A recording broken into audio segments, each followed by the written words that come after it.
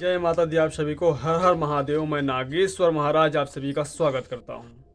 आज आप सभी को बताऊंगा कि दरगाह पे जाने से पहले आपको किन बातों का ध्यान रखना है ताकि आपको वहाँ से कोई तंत्र ना लगे।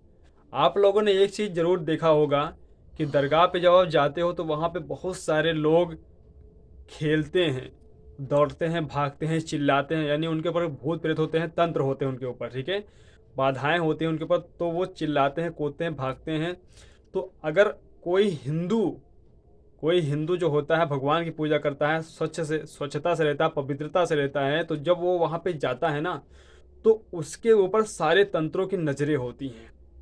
उसके ऊपर सारे तंत्रों की नज़रें होती है और जरा से मौका अगर उसको मिल गया ना तंत्र को, तो आपको पकड़ लेगा तुरंत। तुरंत आपके अंदर प्रवेश कर जाएगा और आप वो गंदा कर देगा। मज़ार पे तो आप जाओगे, लेकिन वहाँ पे जाने से पहले, चाहे वो दरगाह हो चाहे वो मज़ार हो, वहाँ पे जाने से पहले ही आपको वो गंदा कर देगा। और मैंने पहले ही आपको बताया है कि अगर कोई तंत्र आपको लग जाता है तो बिना बंधन काटे वो तंत्र नहीं जाता है। उसका बंधन काटना ही पड़ता है, चाहे आप कहीं से भी दर्शन करके आ जाओ, कितने भी पूजा पाठ आप कर लो, लेकिन उसका बंधन नहीं कटेगा तो वो नहीं जाएगा। वरना आपको धीरे धीरे बर्बाद करता रहेगा और जब वो पुराना हो जाएगा तो पूरी तरह से बर्बाद कर ही देगा, ठीक है। तो दरगाह पे जाने से पहले आपको ये बातों का ध्यान जरूर रखना है।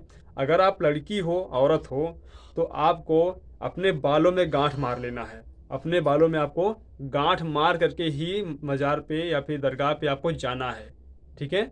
या फिर आपको 7 लौंग लेने हैं और 7 लौंग आपको अपने सर से घुमाने हैं क्लॉकवाइज, मतलब जैसे सूरज घूमता है ना, उस प्रकार से आपको घुमाना है अपने सर से, ठीक है।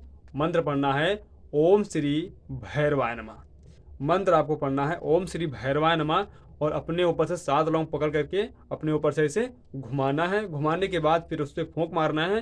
फूंक मारने के बाद अपने आंचल में बांध लीजिए या फिर किसी कपड़े में करके अपने बाजू में बांध लीजिए, अपने हाथों में या फिर गले में पहन लीजिए, या फिर किसी प्रकार से वो आपके शरीर के साथ रहना चाहिए वो लौंग, ठीक है।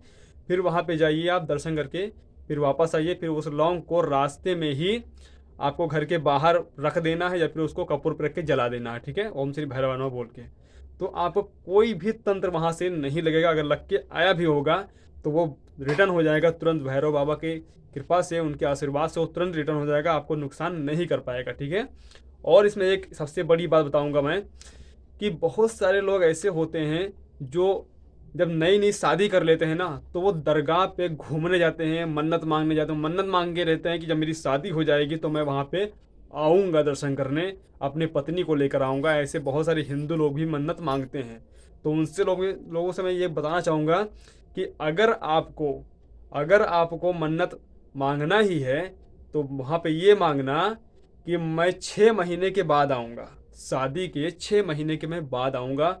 अगर शादी के 6 महीने से पहले अगर आप दरगाह पे चले गए तो एक बात का ध्यान रखना, आपकी वाइफ को वहाँ के बहुत सारे तंत्र देखेंगे और तुरंत उसको पकड़ लेंगे। क्यों पकड़ लेंगे?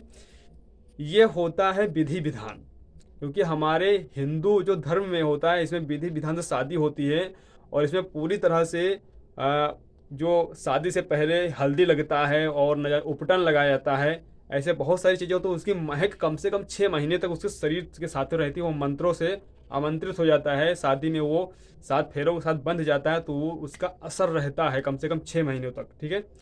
तो 6 महीने के बाद ही आप अपनी पत्नी को लेकर दरगाह या मज़ार पे जाना, घूमने घुमाने के लिए, मन्नत मांगने जो भी करने जाना, उससे पहले आपको नहीं जाना है। ये बात का आपको ध्यान रखना है, नहीं तो आपको आपके लेने के देने पड़ जाएंगे। बाद में आप सोचोगे कि ऐसा मैंने सोचा नहीं था, ऐसा मेरे साथ हो गया, ठीक है। ये मेरी आंखों देखी बातें हैं सारी, ठीक है।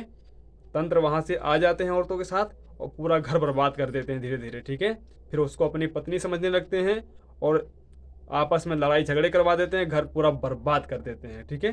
तो ये सब आपके साथ ना हो, इसीलिए नागेश्वर महाराज के चैनल से आप जुड़े हो तो मैंने जानकारी आपको ऐसी दी है और मैं ऐसी बहुत सारी जानकारी आपको देता रहूँगा, ठीक है। तो आपको ये वीडियो पसंद आए तो वीडियो को लाइक करना, चैनल को सब्सक्राइब करना। जय माता दी, जय भैरव, जय महाकाल, जय महाकाली, जय गुरुदेव, हर हर महादेव, शंभु सूत्रधारी।